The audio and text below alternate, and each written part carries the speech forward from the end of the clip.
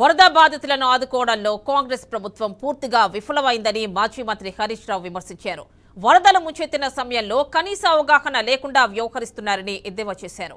ముఖ్యమంత్రికి సమీక్ష తక్కువ, ఉపన్యాసం ఎక్కువ అని ఆరోపించారు. వరద బాధితులను ఆదుకునేది ఇలాగేనా అని ప్రశ్నించారు.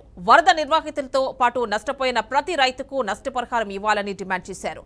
ఖమ్మంలో వరద ప్రభావిత ప్రాంతాల్లో బీఆర్ఎస్ నేతలు పర్యటించారు. పరిస్థితిని అడిగి తెలుసుకున్నారు. బాధితులతో మాట్లాడారు. ప్రభుత్వం సహాయం అందేలా ఒత్తిడి తెస్తామని హామీ ఇచ్చారు.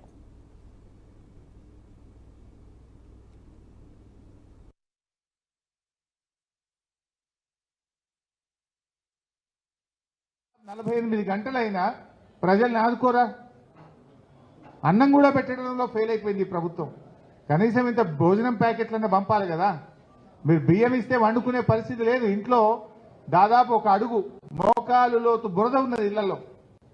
నీళ్ళు ఏవైతివి, ఆ బురదను తీసుకోవడానికి వాళ్ళు నానా తంటాలు పడుతున్నారు. కట్టుకోవడానికి బట్టలు లేవు, కరెంటు లేదు, నీళ్లు లేవు. బియ్యం ఒక 5 కిలోలు ఇచ్చిపోతే వాళ్ళు ఎట్లా వండుకోవాలి, ఎట్లా తినాలి? కనీసం ఇంత అన్నం ప్యాకెట్లు కూడా సరఫరా చేయడం చేతనైతే లేదా ఈ ప్రభుత్వానికి. పూర్తిగా ఈ ప్రభుత్వం ఒక దివాళాకోరు ప్రభుత్వంగా మారిపోయింది. ముఖ్యమంత్రికి వ్యంగ్యం ఎక్కువ.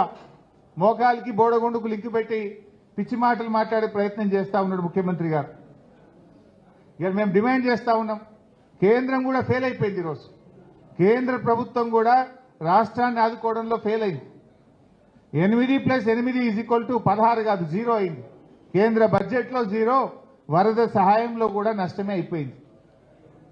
ఏమైంది? కేంద్రం నుంచి ఎన్డీఆర్ఎఫ్ బృందాలు ఎందుకు పంపలేకపోయారు?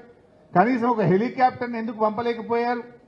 ప్రాణాలు కాపాడడంలో రాష్ట్ర కేంద్ర ప్రభుత్వాలు ఫెయిల్ అయిపోయినాయి. ముఖ్యమంత్రి గారిని డిమాండ్ చేస్తున్నాం, అఖిల పక్షాన్ని ఢిల్లీ తీసుకుపోండి, మేము వస్తాం. ప్రధానమంత్రిని నిలదీద్దాం, పదండి. ఎందుకు మన రాష్ట్రానికి సాయం చేయరు అడుగుదాం. అఖిల పక్షాన్ని ఢిల్లీకి తీసుకుపోండి. అన్ని పార్టీల వాళ్ళు వస్తాం. బీజేపీ వాళ్ళు వస్తారా రారా ప్రజలు చూస్తారు వాళ్ళ సంగతి. అంటే ఇలా రాష్ట్ర కేంద్ర ప్రభుత్వాల నిర్లక్ష్యానికి ఖమ్మం, మహబూబాద్ జిల్లా ప్రజలు బలైపోయింది. ఈరోజు ఎంత వాళ్ళ కళ్ళలో నీళ్ళు వస్తున్నాయి వాళ్ళని చూస్తుంటే. ప్రతి మహిళ వాళ్ళ ఆవేదన, తడిచిపోయిన బియ్యాన్ని చూపిస్తూ ఒక్క వస్తువు కూడా లేదు. కొన్ని అయితే ఇళ్లలో నుంచి కొట్టుకొని పోయినాయట, వరదలో కొట్టుకొని పోయినాయి. అసలు సామాన్లు లేవు అన్నా, స్టీల్ బౌళ్ళు తప్ప ఏమీ మిగలలేదు అని ఒక మహిళ చెప్పింది. ఆ స్టీల్ సామాన్ ఒకటి కొన్ని చోట్ల మిగిలింది బురదల. ఇంకా మిగతాది ఏది పనికిరాదు. ఇక కాగితాలు పోయినాయి, డాక్యుమెంట్లు పోయినాయి, బట్టలు పోయినాయి, డబ్బులు పోయినాయి, సమస్తము కోల్పోయింది. ఆ స్టీల్ సామాన్ ఒక్కటి మిగిలిందన్న, అంతకు మించి ఇంకేం మిగలలేదని చెప్పి పాపం ఆ మహిళలు కన్నీళ్లు పెట్టుకొని మాట్లాడడం జరుగుతూ ఉంది. 48 గంటలైనా ప్రజల్ని ఆదుకోరా?